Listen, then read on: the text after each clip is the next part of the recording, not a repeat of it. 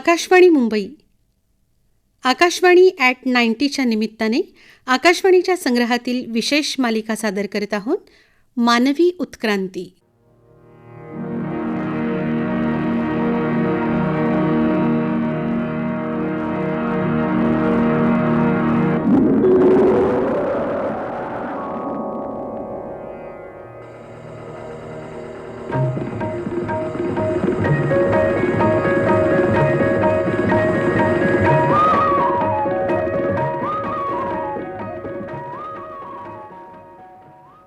छोटे मित्रमैत्रिणींनो, हसणं, खिदळणं, खेळणं, बागडणं तुम्हाला खूप आवडतं. सहलीला जाणं, डोंगर चढणं, नदीकाठानं फिरणं, समुद्रावर जाणं, बागेत हुंदडणं किंवा रानात भटकणं, असं काही म्हटलं म्हणजे तर मग अगदी धमालच. पण मला एक सांगा, आपल्या भोवतीचा हा सुंदर निसर्ग पाहताना, त्याविषयी ऐकताना तुम्हाला त्या साऱ्याची कमाल नाही वाटत?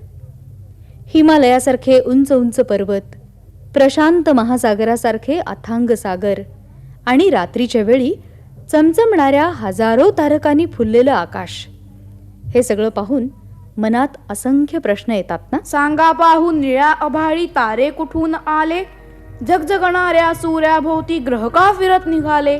दर्यानी पर्वत नद्या झरे हे कोणी कसे बनवले, केव्हापासून आहे सारे जन्म केव्हा आले. असेच राहतील किती दिवस हे जसेच्या तसे जसेच्या तसे, किंवा सरतील किंवा होतील बदलते कसे. सुधा, सुरेश आणि मनोहर या तुमच्या दोस्तांबरोबर त्यांच्या वर्गमित्रांनाही असेच प्रश्न पडले. ते त्यांनी त्यांच्या सरांना विचारले. मुलांच्या मनातली ती जिज्ञासा पाहून सरांनी त्यांचे तिघांचे गट पाडले आणि सुट्टीमध्ये एकेका विषयावर त्यांना माहिती गोळा करायला सांगितली. या तिघांना दिलेले विषय होते विश्व, सूर्यमालिका, आकाशगंगा आणि तारे.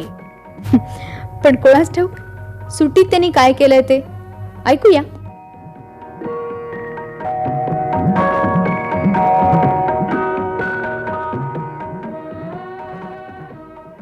मनोहर, आपल्याला सरांनी सुट्टीत करायला सांगितलेलं काम विसरलास का तू?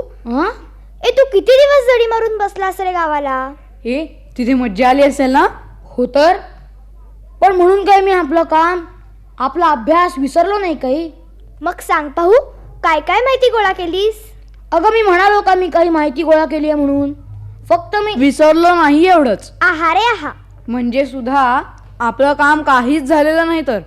अरे देवा, म्हणजे आपल्याला आता माहिती मिळणार कुठून? पुस्तकातून.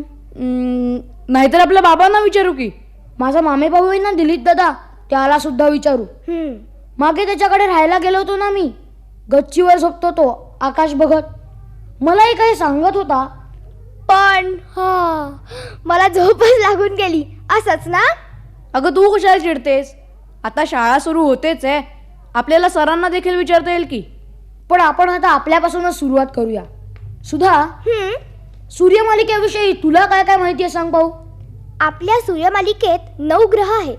बुध हा सूर्याला सर्वात जवळचा ग्रह आहे आणि प्लुटो हा सर्वात दूरचा. आपल्या पृथ्वीचा नंबर कितवा? कोणत्या शाळेत आणि कोणत्या इयत्तेत आहे ती? हे चेष्टा करू नकोस. मग मारे ऐटीत प्रश्न विचारतोस तो? एवढं सोपं तुला माहित नाही? तूच सांग.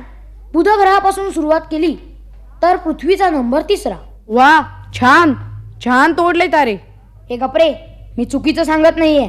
मनोहरचं बरोबर आहे, पृथ्वीचा नंबर 3. पण सुरेश, तू तोड की तारे. आपल्या आकाशात खूप तारे आहेत. काही आपल्या पृथ्वीच्या जवळ तर काही खूप दूर आहेत. इतक्या दूर की ते आपल्याला दिसतच नाहीत. मग ते आहेत तरी कशावरून? अगं, साध्या डोळ्यांना ते दिसत नाहीत, पण दुर्बिणीतून दिसू शकतात. दुर्बिणीतून? वेडपटच आहेस, दुर्बिणीचं नावच ऐकलं नाहीस जसं. ऐकलंय बरं, सरांकडे पाहिलीये सुद्धा. म्हणजे तिने दुर्बीण पाहिली आहे रे, दुर्बिणीतून पाहिलं नाहीये. गप्पा बसा, नाहीतर नुसतेच हसा. आपलं काम राहू दे अर्धवट. नाही, जरा गंमत केली ग.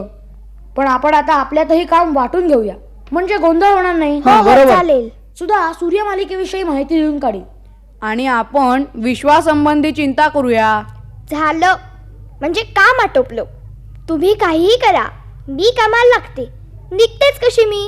जा जा, उद्या करायचे आजच करा, आज करायचे आताच करा. पण सुरेश, अरे तू आता- कशाला चिंता करतोस? माझ्या वाढदिवसाला बाबांनी मला जे पुस्तक दिले ना ते वाचून काढू, म्हणजे कळेल. मग चला कामाला लागा. काम करा रे काम करा, काम करा रे काम करा. उद्या करायचे आजच करा, आज करायचे आताच करा. अरे काम करा रे काम करा. अरे काम करा रे काम करा.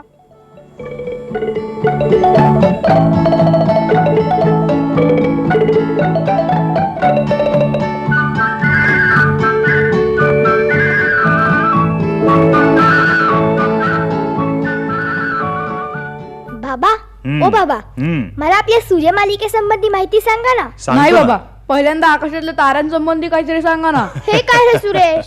बाबा अगोदर माझा नंबर हं. सूर्यमालिकेची माहिती आधी. नाही, अगोदर ताऱ्यांबद्दल काहीतरी सांगा. नाही प्रथम अरे. मला. आधी मला. आधी मला. आधी अरे. ताऱ्यांसंबंधी. आधी मला. अरे अरे अरे भांडू नका. दोन्हीची माहिती मी सांगतो मग तर झालं. हो. हे बघ सुरेश, रात्रीच्या आकाशात चंद्र तर तेजस्वी दिसतोच, हो की नाही? हो, पण चंद्र सोडला तर त्या खालोखाल तेजस्वी कोण दिसतो? शुक्र तारा, हो ना? हे वेड्या, शुक्र काय तारा आहे? हम्म. मग आपण नेहमी नाही का म्हणत तो बघ शुक्र तारा म्हणून? अरे सुरेश, सुधा म्हणते ते अगदी बरोबर आहे. शुक्र हा ग्रह आहे, तारा नाही. पण बाबा, हम्म. ग्रह आणि तारा यात फरक काय? अगं, तारे आपल्याला सूर्याप्रमाणे प्रकाश देतात, पण ग्रह आपल्याला दिसतात ते सूर्याच्या प्रकाशामुळे.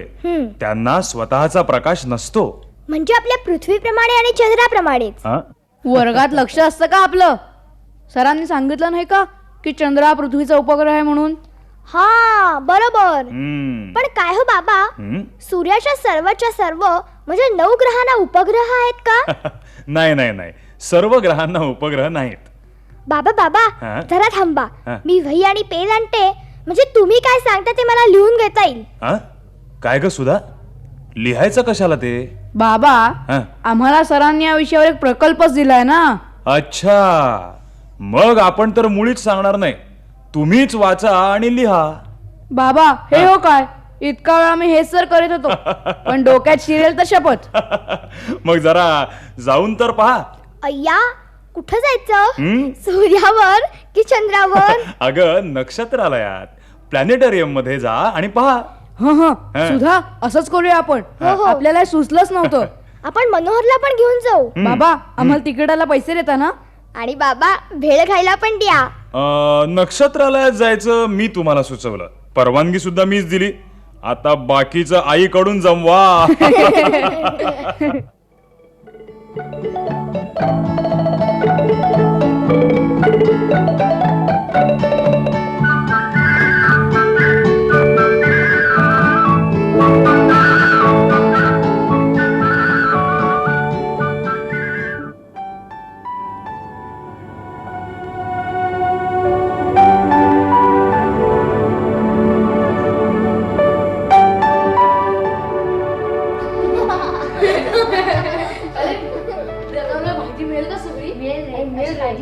तेच ना.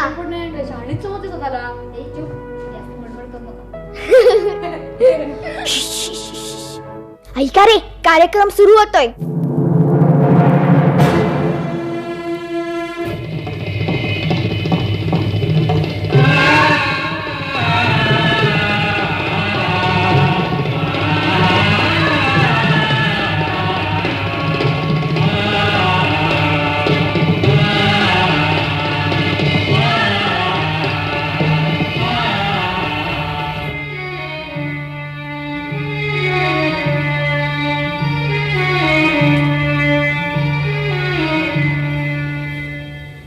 मी विश्व म्हणजे ब्रह्मांड आहे. तुम्हाला जे जे दिसतं ते माझंच रूप आहे. लहानात लहान अणूपासून अगदी आकाशगंगेपर्यंत माझंच अस्तित्व आहे. वाळवंट, पर्वत, पृथ्वी, ग्रह, सूर्य आणि अगणित तारे म्हणजे माझीच विविध रूप, माझाच अंश. मी ज्यात नाही असं काहीच नाही. अत्यंत विरळ वायू आणि धुळीकण यांनी युक्त असलेल्या तेजोमेघांच्या स्वरूपातही तुम्ही मला पाहता. माझा जन्म कसा झाला हे मला नक्की माहीत नाही. काहींना वाटतं की मी अनादि अनंत आहे. मला जन्मही नाही आणि शेवटही नाही. परंतु काहींच्या मते माझी निर्मिती नक्की केव्हा तरी झाली. साधारणपणे असं मानलं जातं की सुमारे 15 अब्ज वर्षांपूर्वी, म्हणजे 1500 कोटी वर्षांपूर्वी, एका महान स्फोटातून माझा जन्म झाला. सुरुवातीला मी अत्यंत तप्त आणि खूप घनता असलेला असा अग्निगोलच होतो म्हणा ना. महाविस्फोट हेच माझ्या जन्माचं कारण, आणि त्याच कारणामुळं मी विस्तार पावत गेलो. जसजसा माझा विस्तार होत गेला तस तसा मी थंडही होत गेलो. प्रचंड ऊर्जेतून मूलद्रव्यांची आणि पदार्थांची निर्मिती झाली. प्रथम हायड्रोजन, हेलियम यासारखी हलकी मूलद्रव्य निर्माण झाली. हायड्रोजन आणि हेलियम या मूलद्रव्यांपासून एक मोठा गोळा तयार झाला. दरम्यान विस्तारण्याची आणि थंड होण्याची माझी क्रिया ही चालूच होती. कित्येक कोटी वर्ष गेली आणि मग गमतीदार घडामोडी होऊ लागल्या. हायड्रोजन आणि हेलियम सारखी मूलद्रव्य गुरुत्वाकर्षणानं एकत्र येऊ लागली. त्यांचे अनेक पुंजके बनले. वायू आणि धूळ यांचे असे ढगच्या ढग बनून आकाशगंगा निर्माण झाल्या. मला हळूहळू रूप मिळालं. हायड्रोजन आणि हेलियम सारख्या वायूंपासून अब्जावधी तारे बनले आणि अशा तऱ्हेनं तारे जन्माला आले.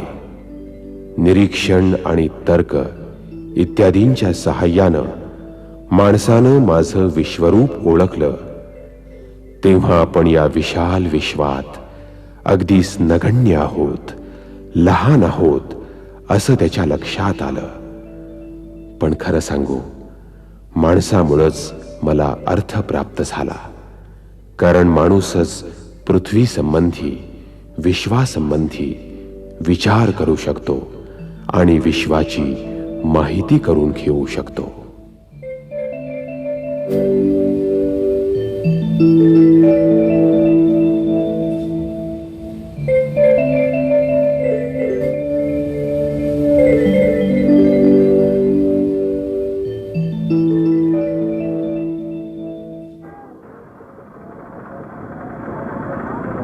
वा, काय पण मज्जा आली नाही?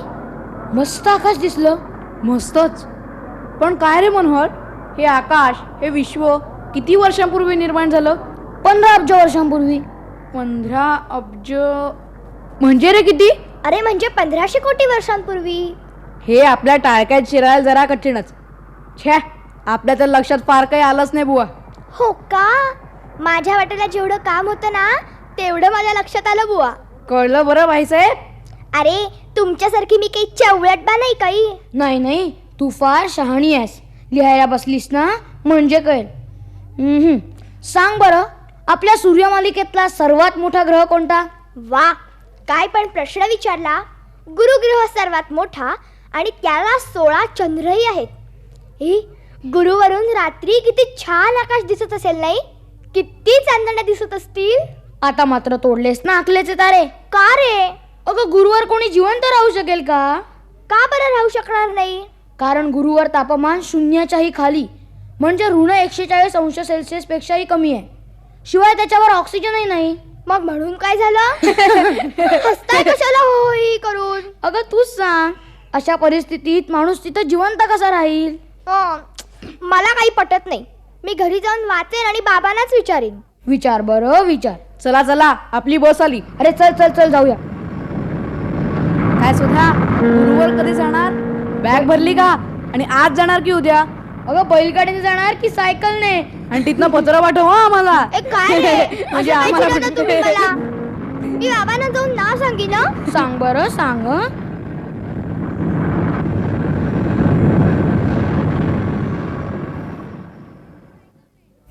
काय रे मुलांनो, तुम्ही आमच्या सुधाबाईला का बरं चिडवलत? हो बाबा, गुरुग्रहावरच्या आकाशाचा मनमुराद आनंद तिला लुटायचा आहे. आम्ही तिला सांगितलं की गुरुग्रहावर आपण राहू शकत नाही, तर तिला ते पटतच नाही. म्हणते तिथून आकाश किती छान दिसेल. बाळ सुधा, हे दोघ जण सांगतायत ना ते अगदी खरं आहे. तिथं ऑक्सिजन नाही. इतकंच काय, सूर्यमालिकेतल्या दुसऱ्या कोणत्याही ग्रहावर ऑक्सिजन नाही, म्हणून तर तिथं कोणी जिवंत राहू शकत नाही. एक मुलगी असली फुगून बसली. बाबा, तुम्ही आम्हालाच सांगा, हे विश्व म्हणजे काय हो बाबा, हा? चंद्रावर पण ऑक्सिजन नाही? अगं, चंद्रावर तर वातावरणच नाही. चंद्रावर ज्यांनी पहिलं पाऊल ठेवलं तो नील आर्मस्ट्रॉंग तिथं कसा काय जिवंत राहिला? अरे, त्यानं आपल्या बरोबर ऑक्सिजन नेला होता. बाबा, हा. या विश्वात किती तारे आहेत हो? आता तुम्हीच सांगा बरं अगोदर. मी कधी मोजले तर नाही, पण आपलं लक्ष कुठं असतं वर्गात? निरभ्र रात्री साधारण 3000 तारे आपल्याला दिसतात, असं सरांनीच नव्हतं का सांगितलं? वा, छान. आणखी काय सांगितलं सरांनी? दुर्बिणीच्या साह्याने आपण आणखी बरेच तारे पाहू शकतो. दुर्बीण जितकी शक्तिमान तितकी अधिकाधिक तारे आपण पाहू शकतो. अगदी बरोबर. आपल्या आकाशगंगेत अक्षरशः अब्जावधी तारे आहेत. शास्त्रज्ञांचा अंदाज आहे की आपल्या आकाशगंगेत 100 अब्ज तारे असावेत. 100 अब्ज? बापरे. एक मात्र निश्चित की दुर्बिणीतून दिसणारा एखादा तारा आज नक्की कोणत्या स्थितीत आहे हे आपण सांगू शकत नाही. म्हणजे काय? तारा तर आपल्याला दिसतच असतो की. अरे तसं नाही. तारे आणि आपण यांच्यामध्ये काळ आहे. आपण तारा पाहतो म्हणजे अक्षरशः भूतकाळात डोकावत असतो. अहो बाबा, आपण तारे आत्ता पाहतो आहोत ना, मग भूतकाळाचा संबंध कुठे आला? थांबा थांबा थांबा, नीट समजावून सांगतो तुम्हाला.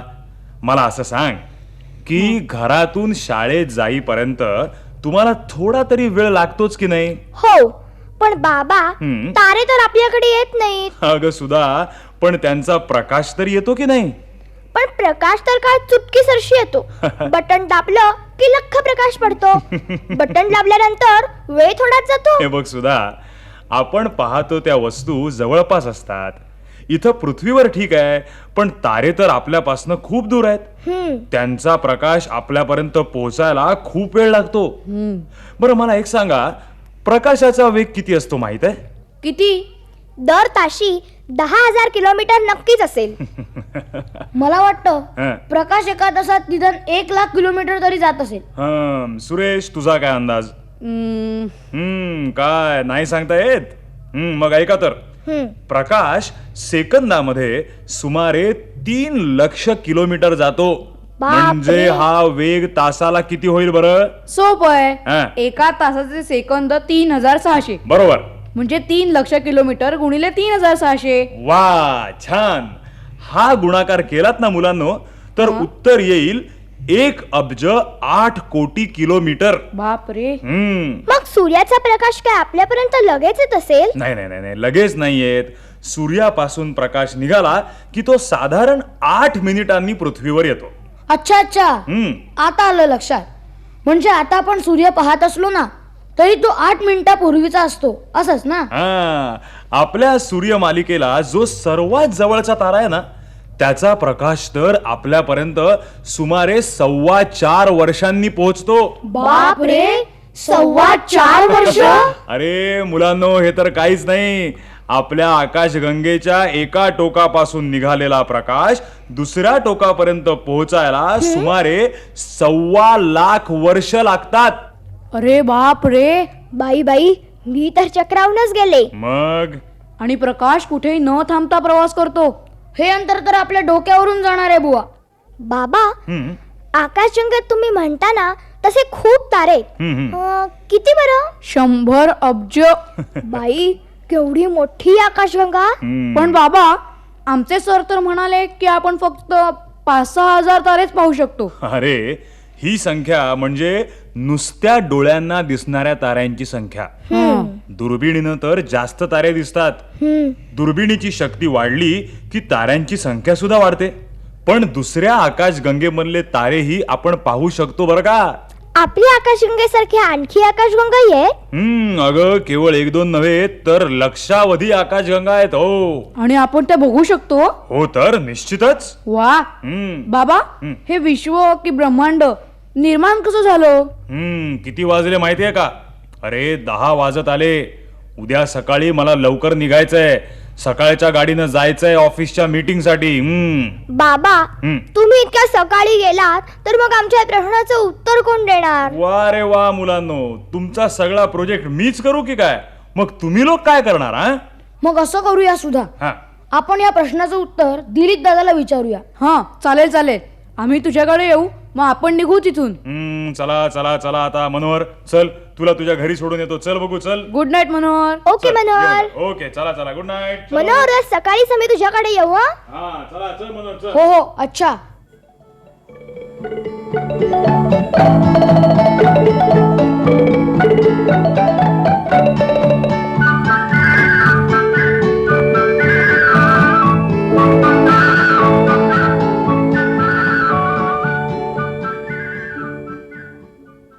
दिलीप दादा, काय रे?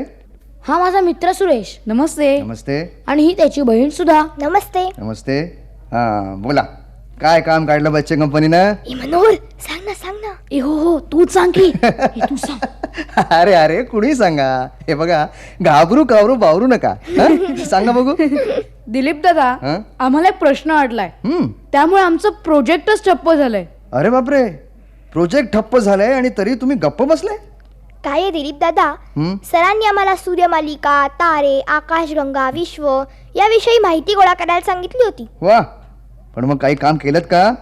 हे विश्व कसं निर्माण झालं आणि आकाशगंगा आल्या कुठून, असा प्रश्न पडलाय. अरे या प्रश्नाचं नेमकं उत्तर शास्त्रज्ञांना सुद्धा नीटसं उमगलेलं नाहीये. मग पण याबाबत त्यांनी काही सिद्धांत मांडलेत. सिद्धांत म्हणजे कल्पना का? हो, कल्पनाच. दिलीप दादा, मग तेच आम्हाला सांगा ना. सांगतो सांगतो. हे बघ, त्यातला एक आहे स्टेडी स्टेट सिद्धांत. स्टेडी स्टेट सिद्धांत. आणि दुसरा आहे बिग बँग सिद्धांत. Big bang. डॅन. ए गप्प रे मनोहर, तुला ऐकायचं नसेल तर नको ऐकूस, गप्प बस ना. बरोबर. अरे काय भांडताय काय तुम्ही? बसा बघू शहाण्यासारखं खाली. बसा. नीट आहे का? हा. तर स्टेडी स्टेट सिद्धांताला स्थिर स्थिती सिद्धांत असंही म्हणतात. स्थिर स्थिती सिद्धांत. आणि बरं का, या सिद्धांताप्रमाणे विश्वाला सुरुवाती नाही आणि शेवटी नाही, ते स्थिर आहे. यातल्या दीर्घिका एकमेकींपासून दूर दूर जात आहेत. दीर्घिका म्हणजे काय?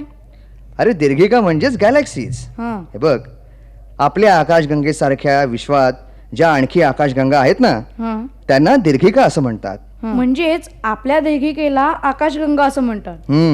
तर या दीर्घिका एकमेकींपासून दूर जातात. अगदी बरोबर. मोकळी झालेली जागा नवीन दीर्घिकांमुळे भरून निघते आणि त्यामुळे त्यांच्यातलं अंतर तेवढंच आहे जेवढं ते सुरुवातीला होतं. आता कळलं. हा सिद्धांत कोणी मांडला? या सिद्धांताचे जनक आहेत डॉक्टर जयंत नारळीकर आणि प्राध्यापक फ्रेड हॉईल. म्हणून हा सिद्धांत हॉईल नारळीकर सिद्धांत म्हणून ओळखला जातो. हॉईल नारळीकर सिद्धांत. आणि तो दुसरा बिग बँग. अरे सांगतो. हे बघ, काही शास्त्रज्ञांच्या मते या साऱ्या आकाशगंगा एका महान स्फोटातनं निर्माण झाल्या. आणि हा सिद्धांत म्हणजे बिग बँग किंवा महाविस्फोट सिद्धांत. महाविस्फोट सिद्धांत. स्फोट झाला आणि मग त्यातून विश्व बनलं, हे कसं काय? हे समजणं जरा कठीणच आहे, पण आपण समजून घेण्याचा प्रयत्न करूया. हे बघा, शास्त्रज्ञांचं म्हणणं असं की सुरुवातीला एक विशाल अणू होता.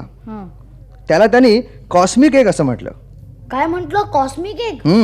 पण एक म्हणजे अंड ना. अगं सुधा, हे काही साधं सुद्धा अंड नाही, ब्रह्मांड आहे, ब्रह्मांड.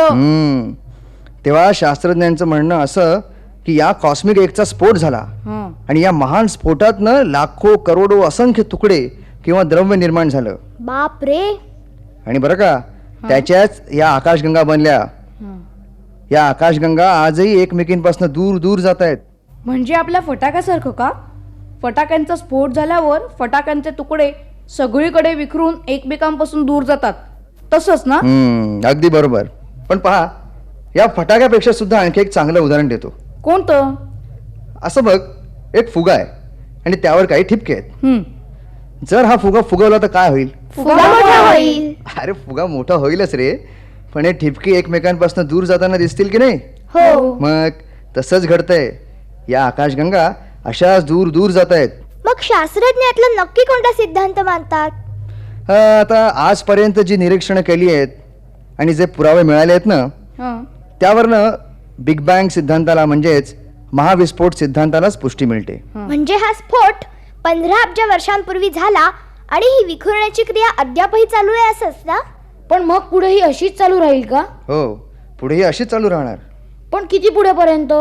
किती दिवस आणि किती वर्ष? त्याचा शेवट कसा होणार? कुठे होणार? केव्हा अरे होणार? अरे अरे किती आहे प्रश्न आणि किती मोठमोठे, आणि तेही एकदम एकाच वेळी. हे बघा, तुमच्या सरांनी तुम्हाला फार चांगलं काम दिलंय. माहिती गोळा करा, ज्ञानाचे कण जमा करा, पण एका वेळी पचवता येतील एवढेच बरं का. नाहीतर लाडू आवडले म्हणून का सुटले लाडू आणि मग पोटदुखीने गळगळ आले रडू. तेव्हा आलं लक्षात. आता मिळालेली माहिती आपण नीट लिहून काढू आणि पुढच्या वेळी पुन्हा खाऊ आणि 2 लाडू.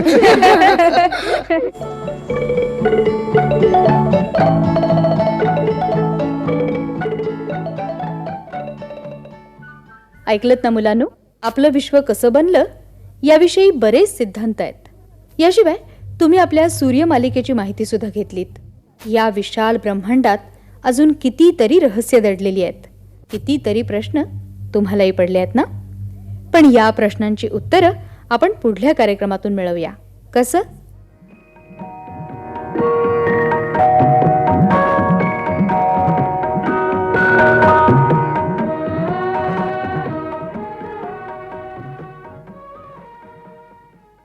आकाशवाणी @90च्या निमित्ताने आकाशवाणीच्या संग्रहातील विशेष मालिका आत्ता आपण ऐकलीत, मानवी उत्क्रांती.